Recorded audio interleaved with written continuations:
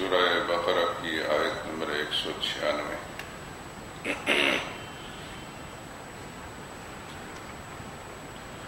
اعوذ باللہ من الشیطان الرجیم، بسم اللہ الرحمن الرحیم۔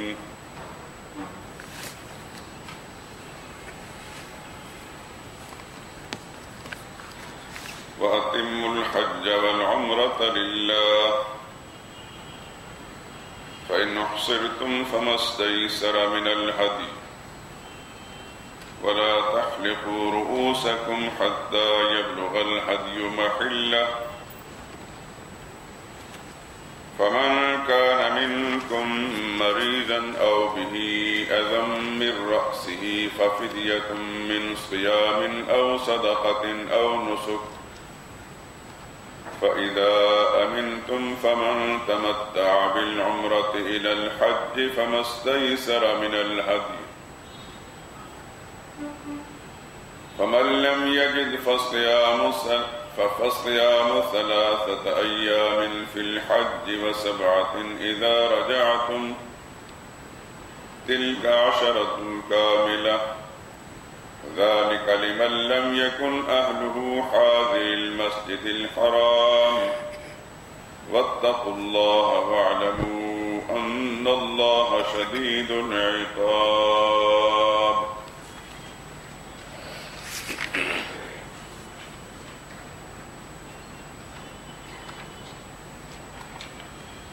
وأتموا الحج والعمرة، اور پورا کرو حج اور عمرہ، للہ اللہ کے لیے، فَإِنْ أُحْصِرْتُمْ پھر اگر تم کھر جاؤ، فَمَا اسْتَيْسَرَ پھر جو کچھ تمہیں میسر ہو، مِنَ الْهَدْيِ قربانی سے، وَلَا تَحْلِقُوا رُؤُوسَكُمْ اور مت منڈواؤ اپنے سروں کو، حتیٰ یبلغ الہدی جب تک پہنچ نہ جائے قربانی، محلہ اپنے ٹھکانے پر، فمن کان منکم پھر جو کوئی ہو تم میں سے، مریضاً بیمار، او بہی اذی من رأسہ یا اسے سر کی کوئی تکلیف ہو، ففدیۃ تو فدیہ دے، من صیام روزے رکھ کر، او صدقۃ یا صدقہ دے کر، او نسک یا قربانی سے، فَإِذَا أَمِنْتُمْ پھر جب تم امن میں ہو جاؤ، فَمَنْ تَمَتَّعَ پھر جو کوئی فائدہ اٹھائے، بِالْعُمْرَةِ عمرہ کے ساتھ، إِلَى الْحَجِّ حج کے ساتھ ملا کر، فَمَا اسْتَيْسَرَ پھر جو کچھ آسان ہو، مِنَ الْهَدْيِ قربانی سے، فَمَن لَّمْ يَجِدْ پھر جسے قربانی نہ ملے، فَصِيَامُ 3 أَيَّامٍ تو روزے رکھے 3 دن، فی الحج حج کے دنوں میں، و7 اور 7 روزے رکھے، اذا رجعتم جب لوٹو تم، تلک 10 کاملہ یہ 10 روزے پورے ہو گئے، ذالک یہ حکم، لمن اس شخص کے لیے ہے، لم یکن اہلہ نہ رہتے ہوں اس کے گھر والے، حاضر المسجد الحرام مسجد حرام کے پاس، واتقوا اللہ اور ڈرتے رہو اللہ سے، وَاعْلَمُوا اور جان لو، ان اللہ کہ یقیناً اللہ شدید العقاب سخت سزا دینے والے ہیں۔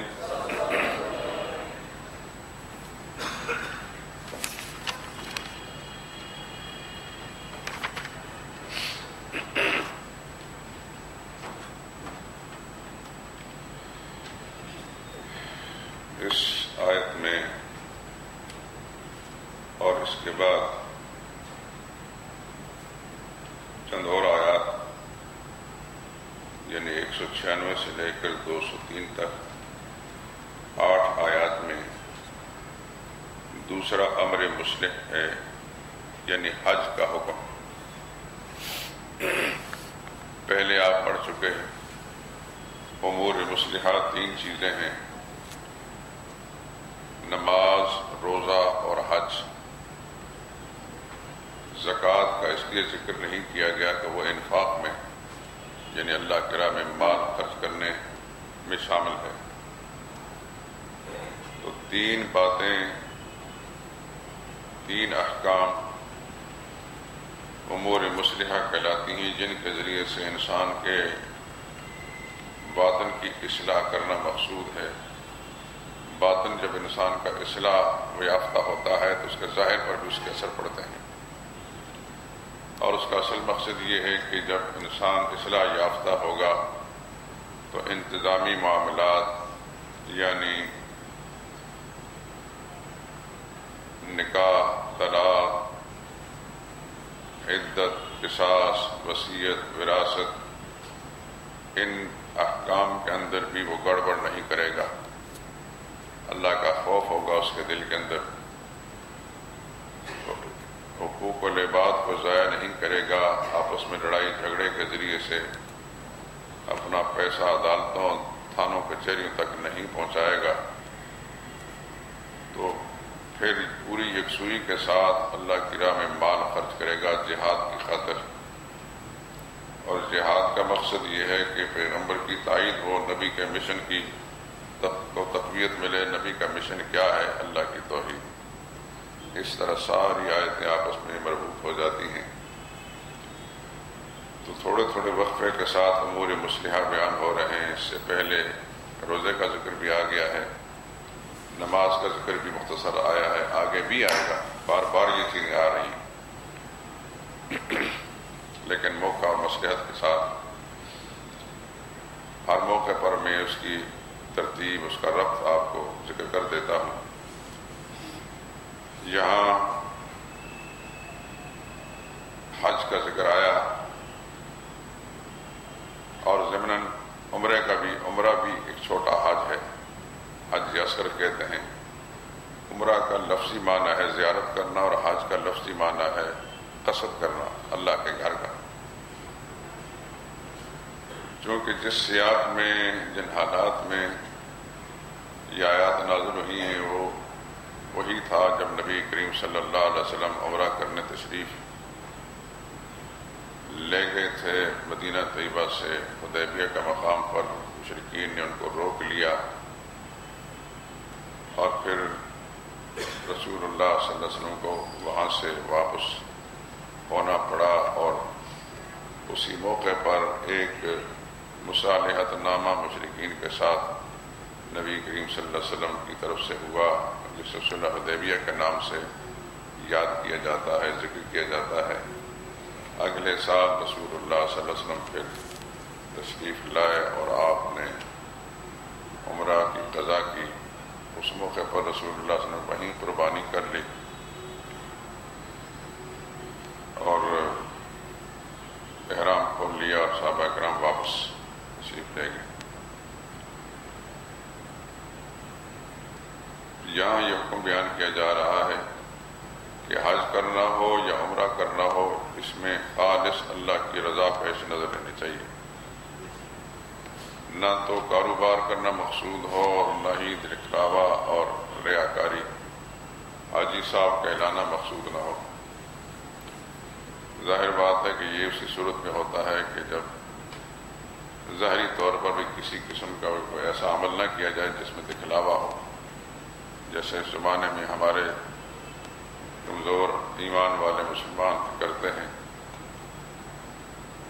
کہ پوری فوج جاتی ہے اس کو رخصت کرنے کے لیے اور گلے میں ہاتھ ڈال کر جیسا کہ مار کر آئے فتح کر کے آئے ہیں، جو واپس آتے ہیں تو یہی حالت ہوتی ہے۔ اور اگر اس کے خاندان قبیلے کا کوئی ہار نہ ڈالنے والا تو خود ہی ہاتھ ڈال کے چلا جاتا تاکہ ممتاز نظر آئے۔ یہ حاجی صاحب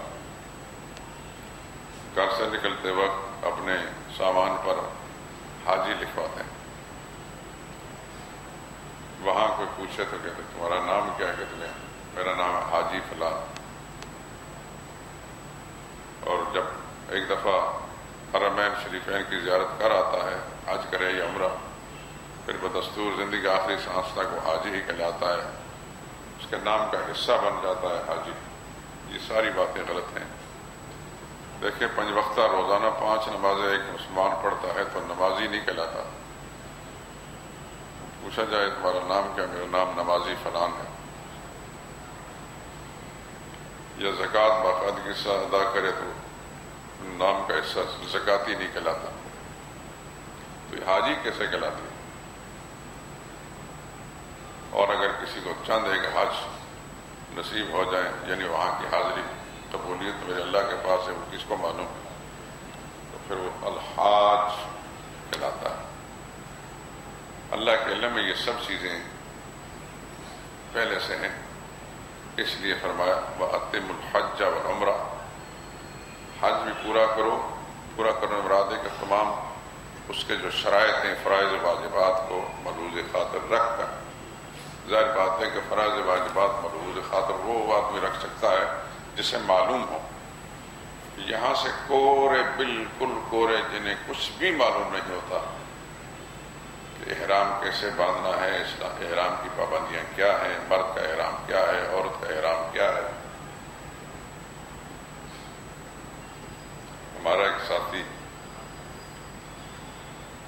نام نہیں لیتا، مخلص ساتھی ہے، میرے ساتھ عمرے پر گیا، اور ظاہر بات ہے کہ ذکر وقت وقت میں کرتا بھی رہتا ہوں، اور انسان جس مجلس میں بیٹھتا ہے اس مجلس کے کچھ فائدے تو اس کو ملنے چاہیے، اور خدا نخواستہ اگر پھر بھی معلوم نہیں ہوئی تو انسان کو اللہ نے پوچھنے کی ایک صلاحیت بخشی ہے۔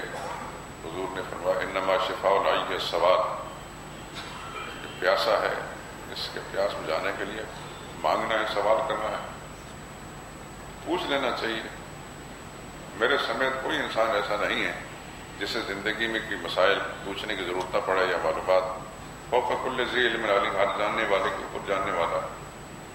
بے شمار مسائل، بے شمار ایسے ہیں جو میری تحقیق نہیں ہوتی اور میں صاف کہہ دیتا مجھے معلوم نہیں، میری تحقیق نہیں۔ یہ نہیں کتابوں میں نہیں، کتاب نہیں، لیکن میں ان کتابوں میں مطالعہ نہیں کر پایا جس میں کوئی عیب کی بات نہیں، میں صاف کہہ دیتا ہوں کہ کسی اور صاحب علم سے تحقیق کر لی جائے۔ ہمارا کون سا دعویٰ ہے اس بات کہ ہم نے سبھی کچھ دیکھا ہے؟ اس میں کوئی شک نہیں کہ ہر طرح کی کتابیں موجود ہیں پاس، لیکن سب کتابوں کو پڑھنے کی نوبت نہیں آتی، کئی وجوہ ہوتی ہیں، چاہنے کے باوجود بھی انسان ان مسائل کی تحقیق نہیں کر پاتا۔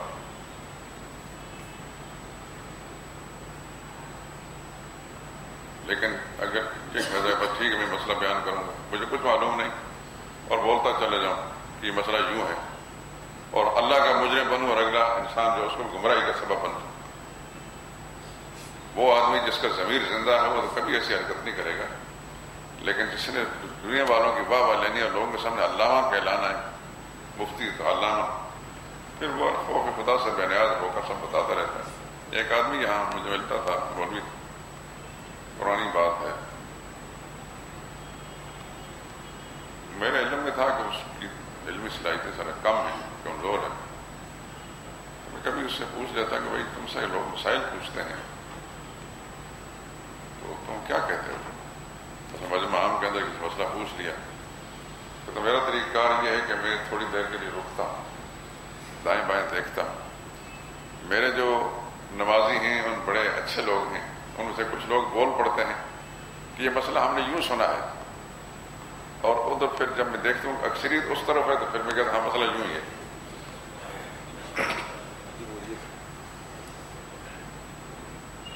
اور یہ بات مجھے اس لیے نوبت آئی، ایک دفعہ وہ کچھ ایک صحابی کا نام لے رہا تھا، حضرت عمرو بن عاص رضی اللہ تعالیٰ۔ آپ پڑھتے ہیں کتابوں کے اندر، ایک عمر ہے ایک عامر ہے، جیسے عمر بن خطاب رضی اللہ تعالیٰ عنہ، عمر بن عاص۔ تو عین میم رے تو دونوں میں ہے، لیکن عمر اور عمر میں فرق کیسے کیا جائے؟ عمر اور عمر میں عربی کتابوں کے اندر یہ ہوتا ہے کہ جو عمر ہوگا اس کے رے کے بعد واو لکھا جائے گا، پڑھا نہیں جائے گا، یعنی عمرو نہیں پڑھا جائے گا، لیکن صرف فرق کرنے کے لیے کہ جو عمر ہے عمر نہیں۔ یہی حدیث کتابوں میں، تاریخ کتابوں میں ان کے نام یوں ہی ہیں۔ اس نے باتوں کے اندر عمرو لفظ مجھے سمجھ نہیں آئی، عمرو کیا کہہ رہا ہے، یہ کون عمرو ہے؟ کہنے وہ عمرو بن عاص نہیں۔ میں نے کہا اللہ تمہیں ہدایت دے، یہ عمرو بن عاص نہیں، عامر بن عاص ہے۔ کہ تو واو لکھی ہوئی ہے، میں نے لکھی ہوئی ہے تو حدیث کتاب پڑھاتے وقت ساتھ استاد بتا دیتے ہیں کہ یہ عامر ہے، عمرو نہیں۔ لیکن خیر، پھر میں نے اسے پوچھا کہ بھئی یہ حالت ہے تمہاری، یا تو میرے سامنے بات کر لی، میں نے تمہاری اصلاح کر لی، کسی اور پڑھے لکھے آدمی جو مولوی نہیں اس کے سامنے بات کرتے اور وہ کہتے تم یہ کیا کہہ رہے ہو، تم مولوی ہو، مسجد کے امام ہو، تمہیں تو ایک صحابی کا نام ہی صحیح نہیں آتا۔ پھر میں نے پوچھا کہ بھئی اس طرح کی صورتحال پیش آئے تم پھر کیا کرتے ہو؟ کہتے ہیں میں یوں کرتا ہوں۔ یہ بھی بڑی جسارت ہے، سمجھتا ہوں اللہ تعالیٰ ہمارے سب کی حفاظت کروائے، اللہ تعالیٰ مجھے اور آپ کو اور سب کو ہی بچائے اس بات سے کہ ہم بر وقت اپنی کمی کا اعتراف کر لیں کہ ہمیں معلوم نہیں، میری تحقیق نہیں ہے، کسی اور عالم سے پوچھیں۔ ہم نے تو بڑے بڑے بزرگوں کو دیکھا جن کے قدموں میں ہم بیٹھے ہیں،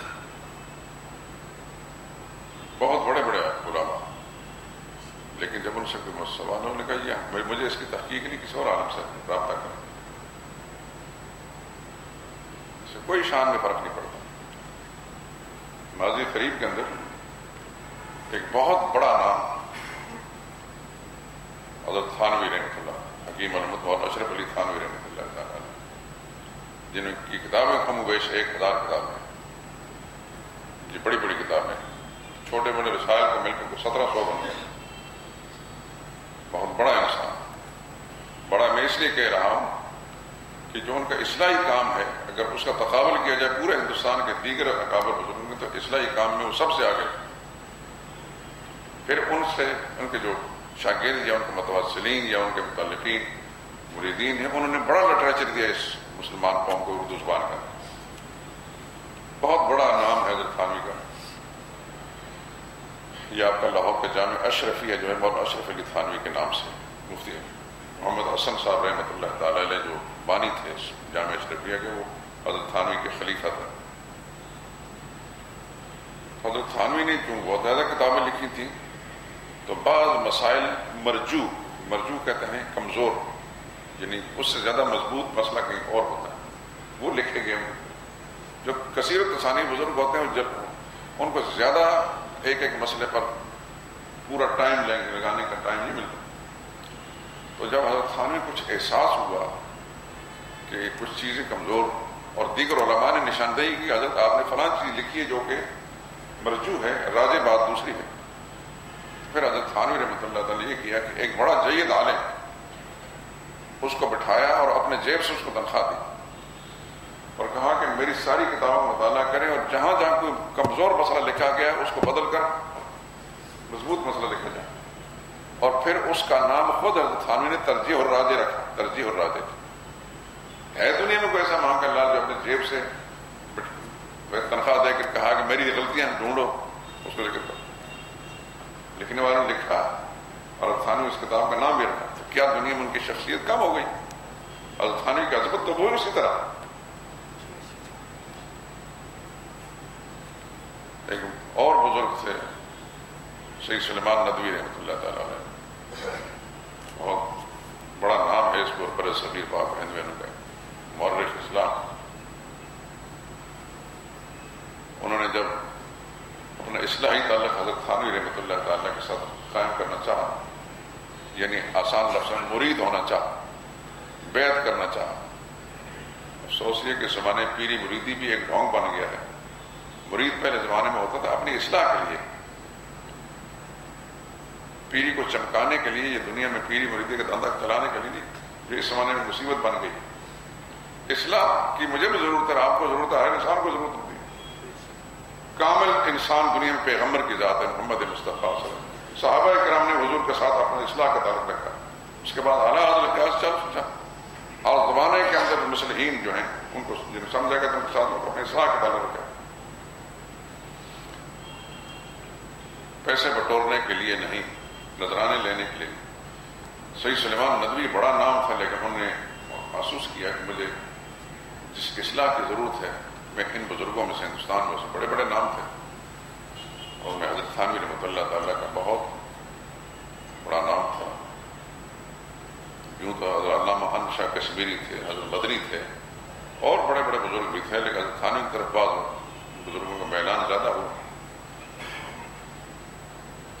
علامہ سید سلیمان ندوی نے اپنے خواہش ظاہر کی. یہ باتیں ہیں ایسی کہ جس میں آپ کو سنانے کا مقصد یہ ہے کہ میرے سمیت آپ کو بھی ہر وقت یہ سوچ لینا چاہیے کہ ہم کامل نہیں ہیں، ہم ناقص ہیں، ہر وقت ہمیں کسی مصلح کی ضرورت ہے. حضرت تھانوی رحمۃ اللہ تعالیٰ نے فرمایا کہ بھائی آپ ایسا کریں، آپ مولانا مدنی کے ساتھ رابطہ کریں، مولانا حسین احمد مدنی رحمۃ اللہ.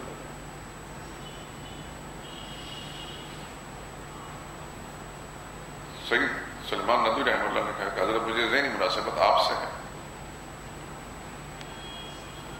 یہ نہیں کہ میں ان کو بزرگ نہیں مانتا. بات ہوتی ہے قلبی لگاؤ کہ ذہنی مناسبت.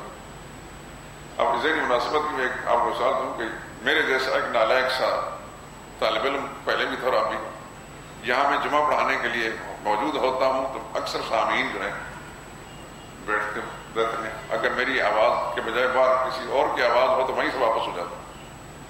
حالانکہ وہ مجھ سے بہتر ہوتے ہیں، علم میں بہتر ہے، تقوی میں بہتر، سب کچھ، لیکن ذہنی مناسبت کا مسئلہ ہے. کسی کو میری بات زیادہ سمجھ میں آتی ہے، اس لیے ذہنی مناسبت کی بنا پر. یہ نہیں کہ میرے اندر کو بہت بڑی خوبیاں کمال، میں کل بھی ناقص تھا اور آج بھی ناقص ہوں، لیکن کل بھی لگاؤ اور ذہنی مناسبت کی بات ہوتی. حضرت سید سلیمان ندوی نے یہی عرض کیا کہ مجھے آپ سے ذہنی مناسبت ہے. اس وقت انہوں نے ایک عجیب بات کہی، آپ حضرات کو سن لیں. چونکہ سید سلیمان ندوی اس سے پہلے بڑی کتابیں لکھ چکے تھے، بڑے مشہور رائٹر، بڑے مشہور مصنف تھے. سیرت النبی ایک شاہکار کتاب ہے اردو زبان کے اندر، جو شبلی مانی نے شروع کی تھی، صرف 2 جلدیں لکھ پائے تھے، ان کا انتقال ہوا. باقی 5 جلدیں جو ان کے قابل لائق شاگرد سید سلیمان ندوی نے پوری کی، اور واقعتاً وہ انسائکلوپیڈیا ہے رسول اللہ صلی اللہ علیہ وسلم کی سیرت طیبہ کا. ایسی جامع کتاب اردو زبان میں اور کوئی نہیں. تو اتنا بڑا مصنف الفاروق ان کی کتاب ہے، سیدنا فاروق اعظم پر. خیر یہ کتاب تو شبلی کی ہے، لیکن وہ کتاب بھی ایسی ہے کہ عرب دنیا کے علماء نے اس اردو زبان میں لکھی کتاب کے حوالے دی. اتنی شہرت ہے اس کتاب. سید سلیمان ندوی سے حضرت تھانوی نے فرمایا کہ اچھا پھر میرے ساتھ تعلق رکھنے میں ایک شرط ہوگی. کہنے لگے مجھے ہر شرط منظور ہے. جذبہ صادق ہو نا پھر انسان.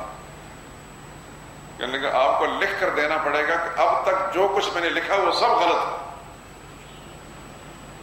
پورے بر صغیر کا بلکہ عرب دنیا تک چرچا ہو شہرت ہے جس کی تصانیف کا، اور وہ اس سے کہا جائے کہ یہ اعلان کرو کہ میں نے جو کچھ لکھا سب غلط ہے. وہ آسان کام ہے.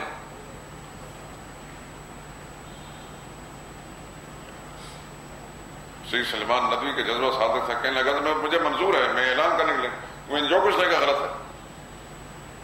حالانکہ جو کچھ لکھا تو غلط نہیں تھا. حضرت تھانوی صرف یہ دیکھنا چاہتے تھے کہ اس آدمی میں انابت اللہ کے ذریعے ابھی بھی غرور و تکبر یا اپنے علم کا گھمنڈ ہے، یا اصل میں یہ علم کا گھمنڈ بڑا خطرناک ہوتا. اقتدار کا گھمنڈ، دولت کا گھمنڈ، علم کا گھمنڈ، یہ 3 خطرناک چیزیں ہیں. اللہ تعالیٰ سب کو ہر طرح کے اس طرح گھمنڈ سے محفوظ رکھے. اللہ سب کو عاجزی نصیب کرے. تو سید سلیمان ندوی کا جذبہ جب حضرت تھانوی نے دیکھا تو انہوں نے بیعت کر لیا. یہ نہیں کہ اس کے بعد ان سے لکھ پایا کہ سب، لیکن پہلے یہ دیکھنا چاہتا، آزمانا چاہتا تھا کہ اس آدمی کا اندر جو بڑائی کا، برتری کا جو احساس ہے وہ بدستور موجود ہے یا عاجزی اور تواضع سے پیدا ہو. یقینی بات ہے کہ جب انسان کسی سے اصلاح کا تعلق رکھتا ہے، جب تک اپنے آپ کو مٹا نہ دے کچھ بن نہیں سکتا۔ حدیث میں آتا ہے رسول اللہ صلی اللہ علیہ وسلم کے ارشاد ہے من تواضع للہ رفعہ اللہ، اللہ کے سامنے عاجزی کرتا ہے، جھکتا ہے تو خدا اس کو اٹھاتے ہیں پھر، اور مغرور متکبر کو خدا بندے کو عظمت نہیں دیتا، خدا اس کو ذلیل کرتا ہے۔ عاجزی اللہ پاک سب کو نصیب کرے، اور اپنی کمی کا احساس ہر وقت ہمارے ذہنوں کے اندر موجود رہے کہ ہم کچھ بھی نہیں، جو کچھ بھی اگر کچھ ہے یہ اللہ کا فضل ہے، خود ذاتی ہمارا کوئی کمال ہے۔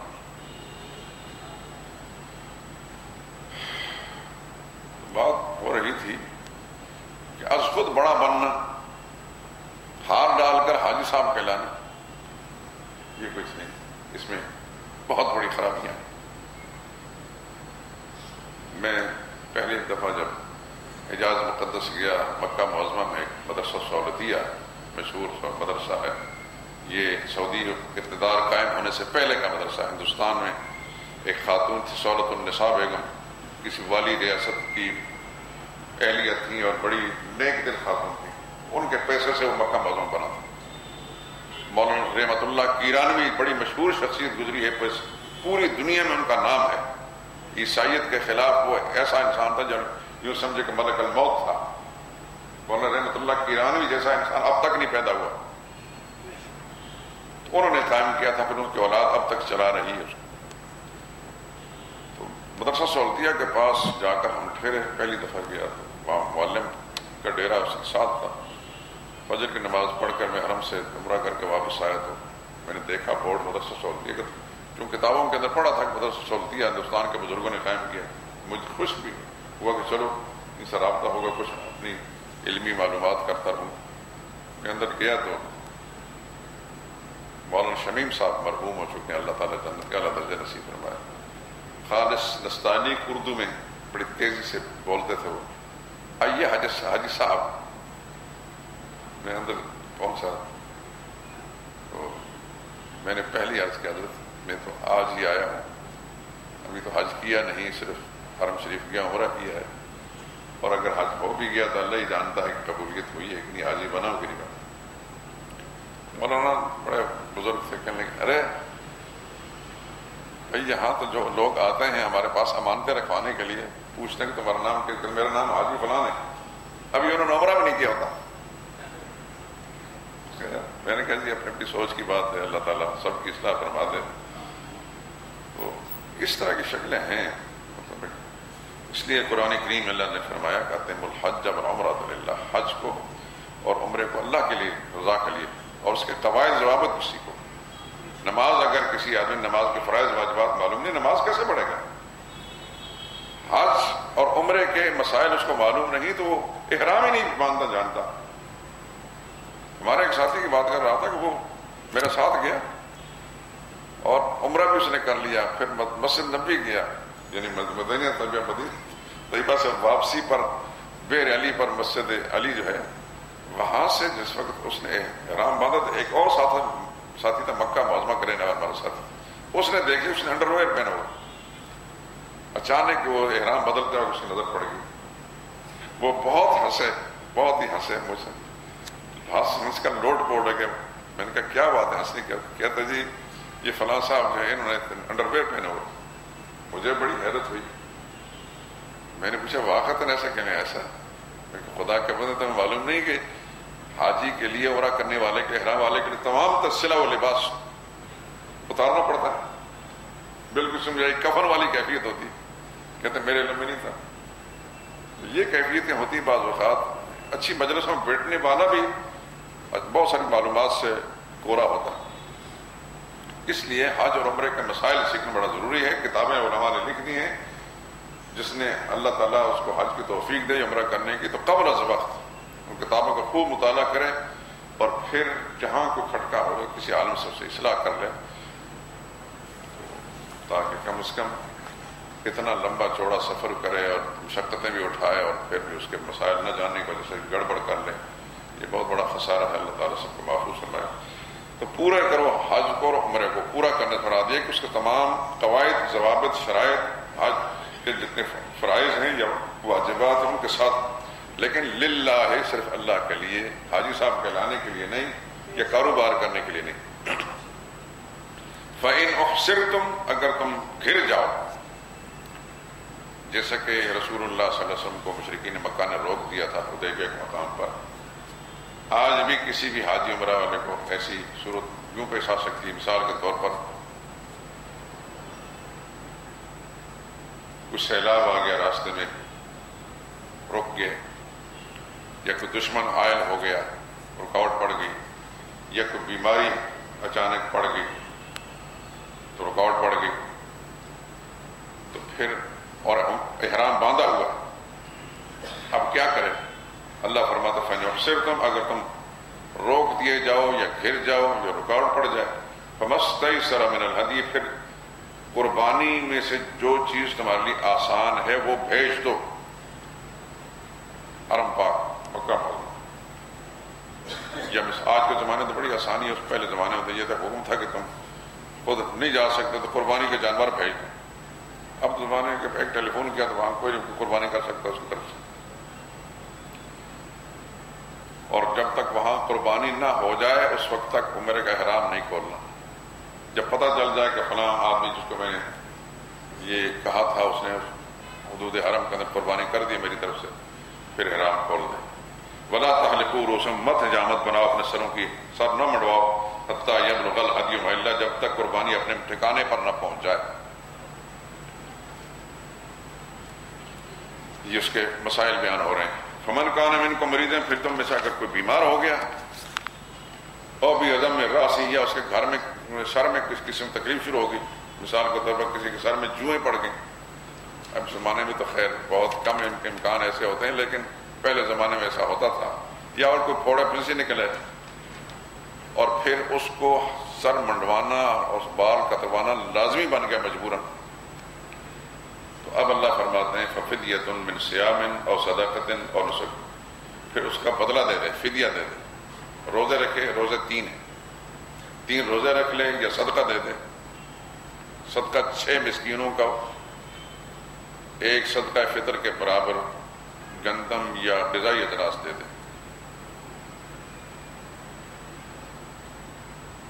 6 مسکینوں کو۔ اور نسکن، یا قربانی، قربانی وہی جو جیسے قربانی کی جاتی ہے، ان کے ذریعے سے سمجھو کہ اپنی اس کمی کوتاہی کو دور کر دے، یعنی قبل از وقت جو اس نے احرام کھولا ہے تو اس کے لیے یا صدقہ دے دے، یا روزہ رکھے، یا قربانی کرے۔ فَإِذَا أَمِنْتُمْ، پھر جب تم امن میں ہو جاؤ، یعنی وہ رکاوٹیں دور ہو جائیں، فَمَنْ تَمَتَّعَ بِالْعُمْرَةِ إِلَى الْحَجِّ، پھر جو شخص فائدہ اٹھائے عمرے کے ساتھ، حج کے ساتھ ملا کر، فَمَا اسْتَيْسَرَ مِنَ الْهَدْيِ، پھر اس کے لیے جو میسر قربانی میں سے ہو وہ اس نے وہاں جا کر کرنی۔ فَمَنْ تَمَتَّعَ بِالْعُمْرَةِ إِلَى الْحَجِّ، اس کا معنی یہ ہے کہ جس شخص نے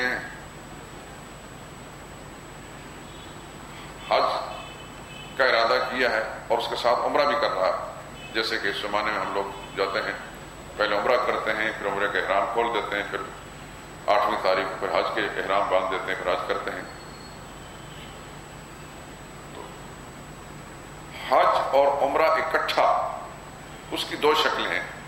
ایک تمتع ہے، تمتع سے کہتے ہیں پہلے عمرہ کر لیا، پھر احرام کھول دیا، پھر حج کا ایام کے اندر پھر حج کی نیت کر لی، اس کو تمتع کہتے ہیں۔ دوسری شکل ہے قران کی، یعنی حج اور عمرہ کا اکٹھا اس نے احرام باندھا اور پھر درمیان میں احرام نہیں کھولا، مسلسل احرام کے اندر رہا، حج کرنے کے بعد کھولا۔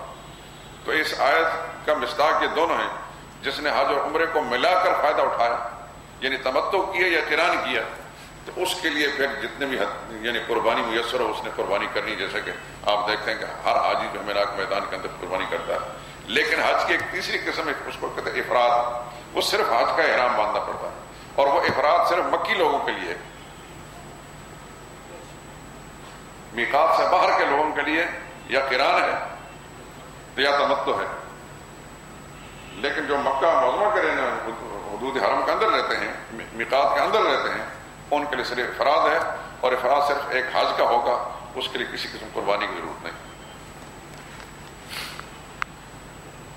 فَمَن لَّمْ يَجِدْ، اور جس آدمی کو قربانی میسر نہ ہو، یعنی تمتع کر رہا ہے یا قران کر رہا ہے لیکن قربانی کے پیسے نہیں ہیں، فصیام ثلاثۃ ایام، پھر وہ 3 دن حج کے روزے رکھے، یعنی 7، 8، 9 ذی الحج کو حج کے دنوں کے اندر روزے رکھے، وسبعۃ اذا رجعتم، اور پھر حج مکمل کرنے کے بعد پھر جب واپس اپنے شہر آ جائے، اپنے وطن آ جائے تو 7 روزے بعد میں رکھ کر اس طرح دل کا عشرۃ الکاملہ 10 روزے ہو جائیں گے، یہ اس قربانی کا بدل ہو جائے گا جو قربانی نہیں کر سکا۔